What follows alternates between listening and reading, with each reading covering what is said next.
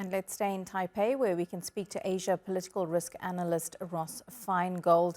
Thanks so much for speaking to us, Ross.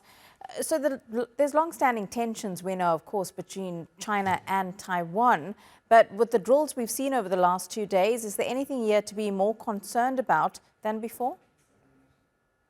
Something to be concerned about is that every time China engages in military exercises, it improves its capabilities to blockade or even to invade Taiwan. They learn from their mistakes. They gain more experience. And most importantly, they gain experience with the different branches of their military operating together, such as the Army, the Rocket Force, the Navy, and the Air Force. So certainly policymakers and the military here in Taiwan should be very concerned about this, because it makes it more likely that at some point in the future, China's ability to invade Taiwan or blockade Taiwan will actually become a reality. Can the same then be said for Taiwan and Taiwanese defense officials? Do they learn something more every time this happens?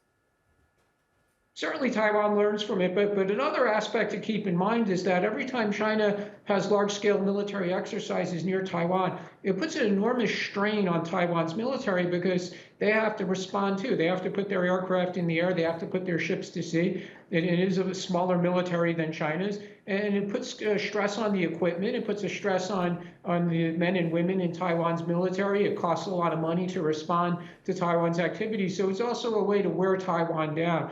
And given the current levels of investment in Taiwan's military, at some point it's simply not enough to keep up with what China's doing. Taiwan's really going to need to invest significantly more in its military if it's going to have a credible defense.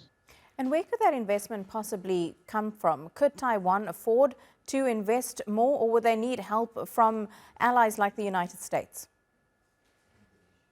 Taiwan, certainly the government here is well off. They have plenty of money to invest, but obviously there's trade-offs. If they invest more in the military, other things might get cut, such as social spending. And politically, that's very difficult for the governing party to do. So it's like any other country where you have to have a trade-off between defense spending and social spending. Now, from the perspective of the United States, there's no security guarantee from the United States. We do know that the United States military prepares to intervene, but whether or not it would actually intervene is up to the United States president at the time that a military emergency occurs. And also, we should have to keep in mind that the Trump administration doesn't like freeloaders. So the Trump administration, if they were to give the message that they're going to intervene and help Taiwan, they're going to expect Taiwan to invest significantly more in its military. And Ross, just very quickly, what's the message then that China is trying to send with these drills? Not just the message to Taiwan, but also to the wider international community, including the US?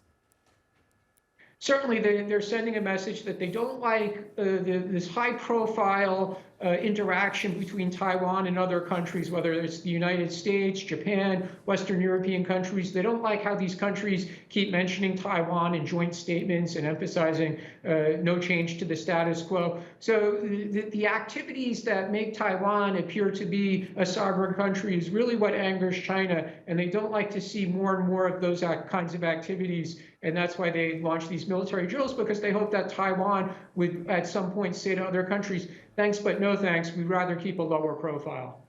Asia political risk analyst Ross Feingold, great to get your analysis. Thank you, Ross. Thank you.